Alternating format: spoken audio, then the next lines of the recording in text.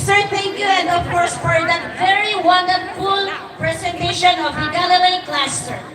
So, tutuloy ko yung tanong ko kanina, ano? Kung naaalala mo, yung lesson natin noon, elementary at high school, kung sinong nakadiscover ng Pilipinas. Siyempre naman, kayo naalala niyo rin po ba? Who discovered the Philippines? Galing! Galing! Pwede na? Okay, kung si Ferdinand Magellan ang nakadiscover sa Philippines, when? Kailan? March 16, 1521. Tinanong ko po ito because this discovery of our Philippine island is so much related to what we are celebrating right now. 500 years. So, ang tanong, sino ang nakakakilala for the two Filipino ruler na kauna-unahang sumama sa misa, sa kauna-unahang misa ng missionaries, hindi sila humabon, ng missionaries ni Ferdinand Magellan. Pero bago po natin malaman yon, yung dalawang missionary na yon, Dalawang ruler na yon, siguro mga God, tawagin muna po natin ang ating sharer because wala po ngayon ang Jerusalem cluster. So, we will proceed to the sharer. Wala po ba talaga ang Jerusalem cluster? Jerusalem cluster? Wala po? But Wala? we still have a sharer. So, mga God, to the honor to call him. May we call on Father Leonidas Baklay to share his experience of faith. And then sa susunod po, after the presentation of each cluster, be ready po yung mga sharer kasi hindi na po namin kayo tatawagin. Diretso na po kayo dito, awin niyo na sa akin yung microphone para hindi po maaksaya yung oras natin. Father Leonidas. Okay, once again, let us welcome Father Leonidas Baklay. Yes, me to share about the experience in the Central Philippines, the first class, and how it evolved until today. So, maayong gabi sa mga Bisayans. May gabi, Father! Pagungga ko ng gusto ninyo. Mayong gabi! Mayang gabi, Father! Magandang gabi sa inyo lahat. So, I'll be very short. Kanina, habang ako'y nagmilay-milay sa loob ng magandang tahanan ni Father Santos Caloy, no? In St. Peter's, napunta ko na, it was a moment that I saw the logo. And if you look at the logo, may mata ba kayo? Tingnan niyo yung logo. Tingnan niyo. Huwag niyo tingnan yung katabi niyo na maganda, gwapo. Maganda, guwapo. So, very obvious, not only the lower curve or the lower hand, then also the bow of the ship, that the Philippines is very much surrounded by a body of waters. So mga tao po tayong dagat, no? People of the sea. Okay? So, in that image of the ship, it also represents the modern interpretation of the church and then ikaw Saint ano Peter. dyan, kasi Ha? nasa Karamihan sa inyo nagsusuot na you're wearing the logo, but do you really understand? It is not just a logo for style. You can create a typical and historical line and reflection on that. But I will just focus on one aspect. Ano po yun? Noong panahon ng 2021 hanggang ngayon, 2021 to 2021. And in between, there were lots of events. There were lots of people involved. Even that voyage of Fernando Magallanes, no? And thanks to the secretary, the Italian secretary, Pedro Fetta, no? There were details of what occurred during the first baptism as reenacted last March 14 in Cebu City, where I come from. So there was this reiterated message of Archbishop Jose Palma that every Filipino, wherever you go, wherever the flow of the sea or the water goes, you bring along with you your beautiful heart. Tingnan mo yung katabi nyo. Beautiful ba? You see, when you smile, they smile. Ha? Pag pangit yung smile nyo, pumapangit din yung katabi nyo. Ha? Kaya pagandahin nyo yung smile nyo. Alright.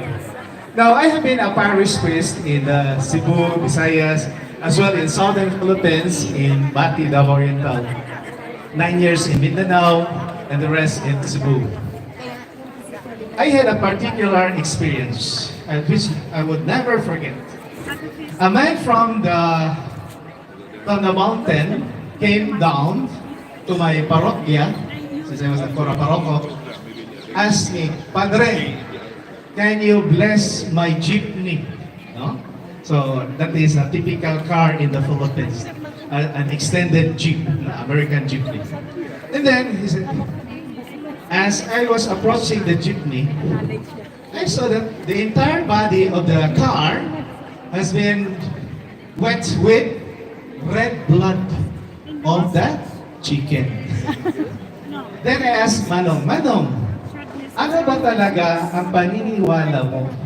Do you believe more on the holy water because you're asking me to bless your jeepney? Or you're afraid of the blood of the chicken? So, ano na po yan? Modern time na po yan. So meaning, what, when we say, quote-unquote, quotation lang ha, yung paganistic practices in the Philippines, already overwhelmed by the Christian practices, hanggang ngayon, nandun pa rin yun. Sino-sino sa inyo sa gabing-gabi nagsusuklay sa harap ng salamin? Takot kayo mga kalbo, di ba? Oh, yan. So, these are some aspects that our past historical culture, until now, we carry it along with them. But that is not the point. How do we connect it to the present time, especially the challenge of the Catholic Bishop Conference of the Philippines for all of the Filipinos around the world? One, re-education to the faith. Re-education to the faith. Alam ko, maraming matatalino sa atin. Ngunit, ano ba talaga ang tunay at right and proper way of interpreting, yes, not only the doctrinal aspect of Christianity, but also the practice of it.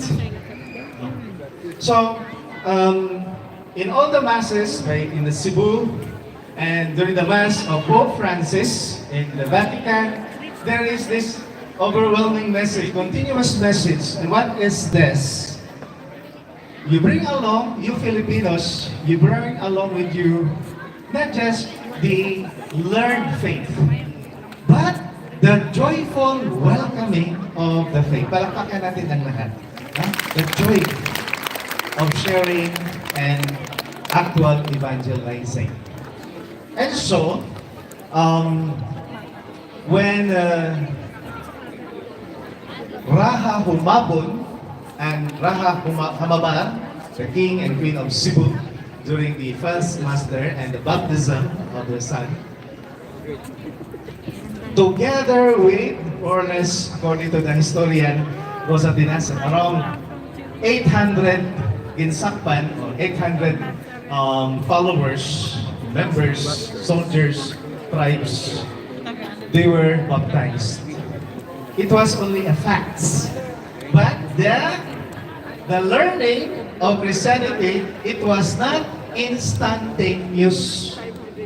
Kailangan pang ipagpatuloy ang pag-aaral at lalo na ngayon, no, 2021.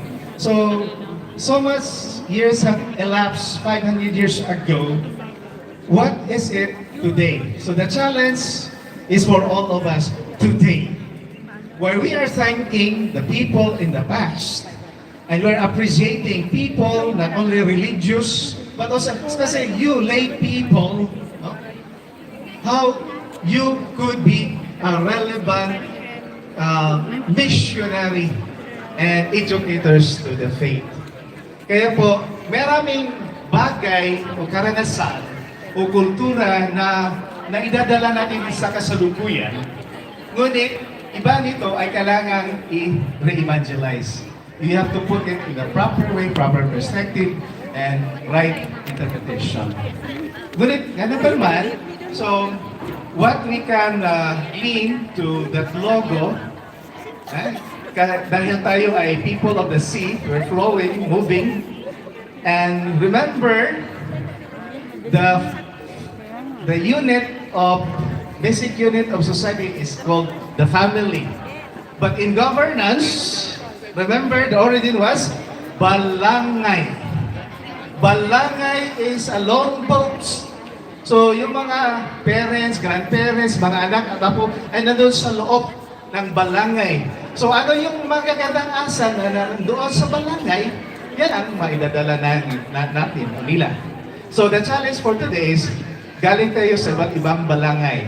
Galing kayo ng balangay sa Ifugao, sa Las Terraces, galing kayo sa balangay ng Mindanao o sa Visayas.